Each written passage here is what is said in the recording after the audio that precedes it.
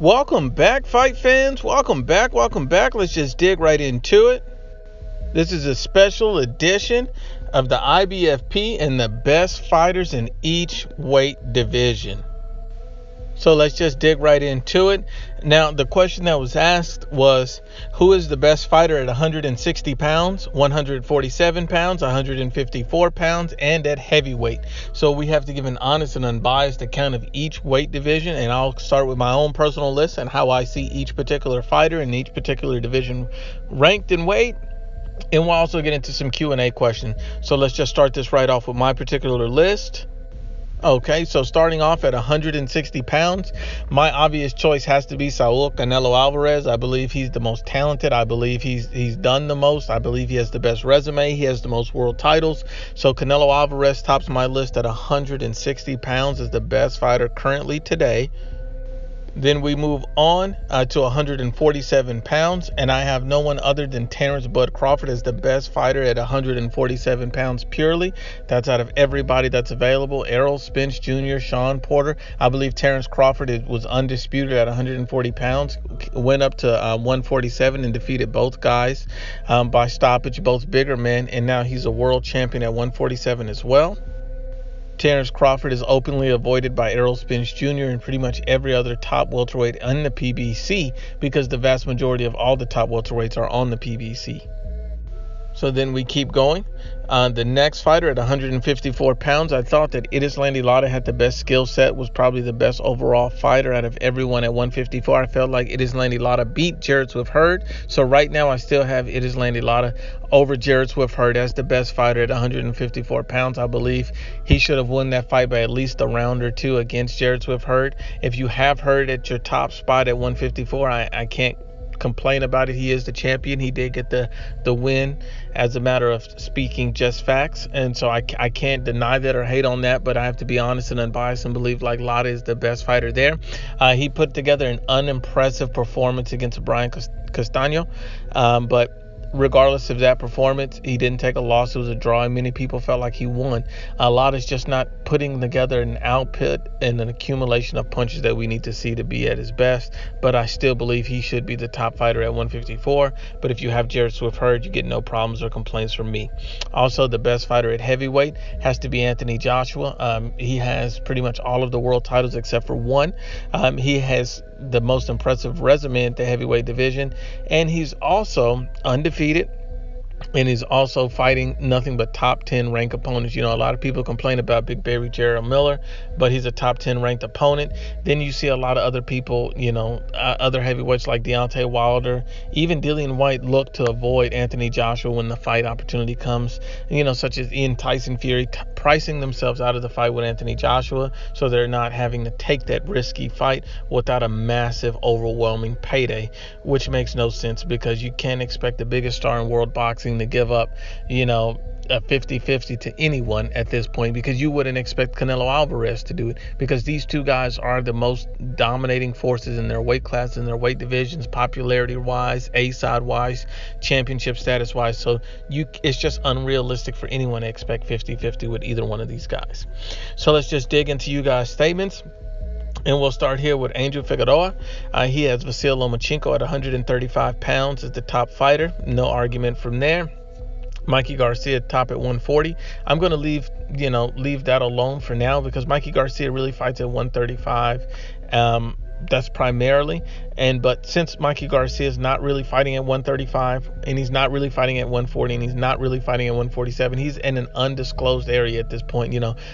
And since he's at 147 for this fight, we don't know how it's going to shake out or where it's going to go. So we're just going to leave Mikey off the list and leave 140 out of it. We're going to just jump to 147 with Terence Crawford. I agree with that. Jarrett Hurd at 154. You get no complaints with me. Saul Canelo Alvarez at 160. 168 Smith, okay, and heavyweight is Anthony Joshua. That's a fantastic list, and a list that I can't argue or disagree with in any way, shape, or form. But let's just keep going down the list. We have Boxing Monster. Shout out to Boxing Monster. He has Canelo at 160, Hurd at 154, Crawford at 47, Joshua at heavyweight. That's a very great list. John Hawthorne, 160 Canelo, 147 Crawford, 154 Hurd, heavyweight AJ. So if you notice, you're starting to see a developing trend with all the same fighters. And with that particular list, I can't necessarily have a problem with any of them. But then you start seeing a variation, because then you see Marcus Garcia. Marcus Garcia has Terence Crawford at 147, Canelo Alvarez at 160. He actually has Jaime Munguia at 154. I know a lot of people will say Jaime Munguia is a little too green, but respect to Jaime Munguia. He is a world champion. He is undefeated, but I think he may be a little too green, a little too inexperienced to be the very best at 154, but he has the potential to eventually be. But much respect to you, Marcus Garcia, brother. Xavier Morales has Canelo at 160, Hurd at 154, Crawford at 47, and he has Tyson Fury at heavyweight, the same as Marcus Garcia. So I can't complain when a guy has Tyson Fury as far as the best fighter at heavyweight, because he has probably the most skills.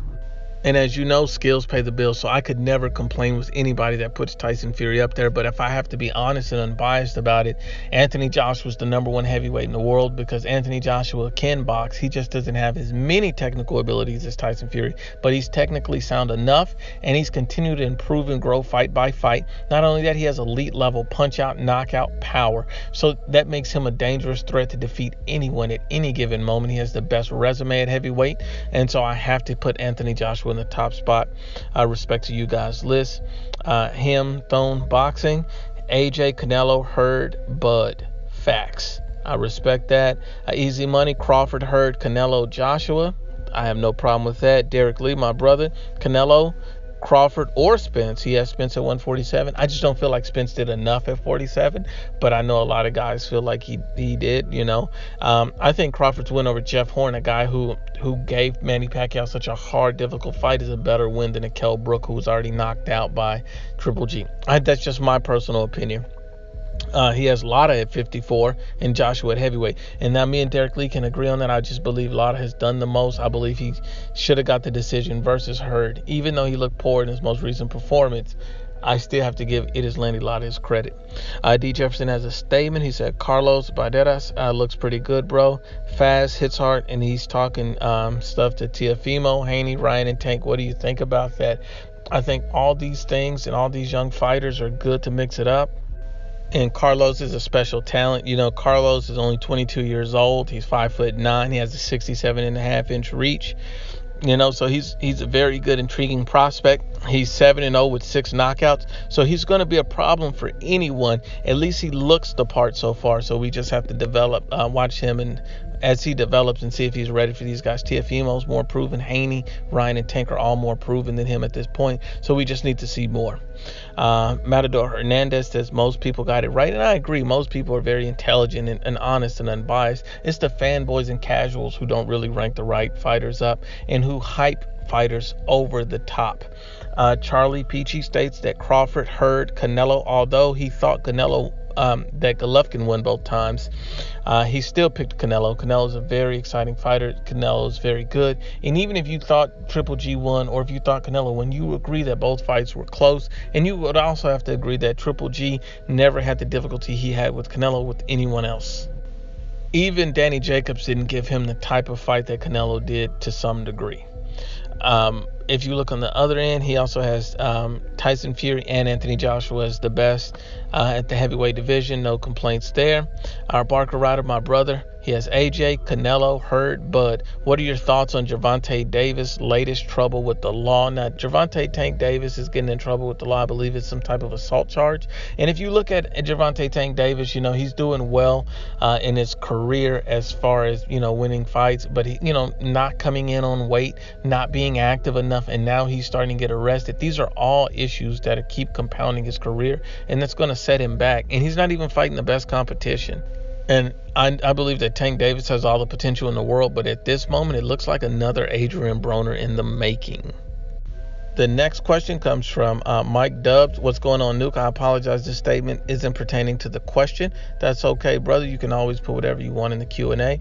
I just had to get something off my chest about these fanboys.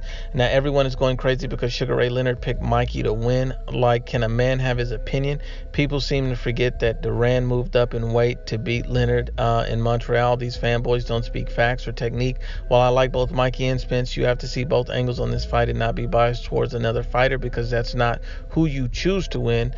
They aren't giving Mikey a chance, but get upset. get upset at anyone who is against Spence and then make it a race issue. I agree 100%, brother. Now Leonard is the bad guy for his own opinion on the fight. Then they change up his words, creating confusion. Anyhow, I respect how you call fights. You may lean one way a little more sometimes, but this is boxing, and anyone in that ring could hit the floor. Keep it up, Nuke. I appreciate that, Mike. And I agree with you 100%. All these guys are fanboys. Only a fanboy would truly do that at this point, because a man has an opinion. I've seen other fanboys get upset that, that other guys are saying that Mike even has a chance.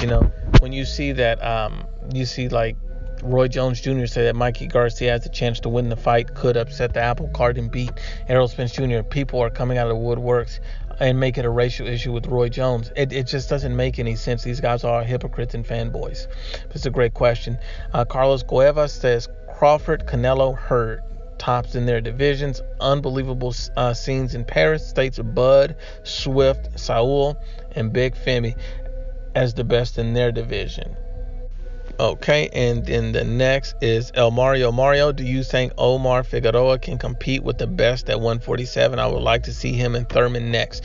I think that Omar Figueroa and Keith Thurman at this point in their careers would be a fantastic action-packed, action-filled matchup, and I would give the edge to Omar Figueroa to beat Keith one-time Thurman at this point, because Keith Thurman didn't look impressive in his last fight against, Josecito Lopez, but also Omar Figueroa didn't look impressive in his last fight as well. So both of these guys have things that they need to make improvements on. They both need to do better, but Omar Figueroa gets hit way too much to be able to defeat a fighter the likes of a Terence Bud Crawford at this point, in my opinion.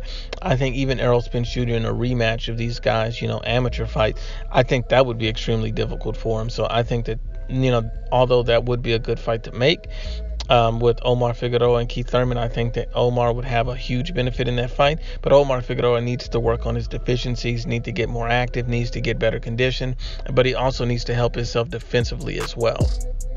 But once again, this concludes part 1 of the special edition Q&A with the IBFP. Please share, like, and you must absolutely subscribe.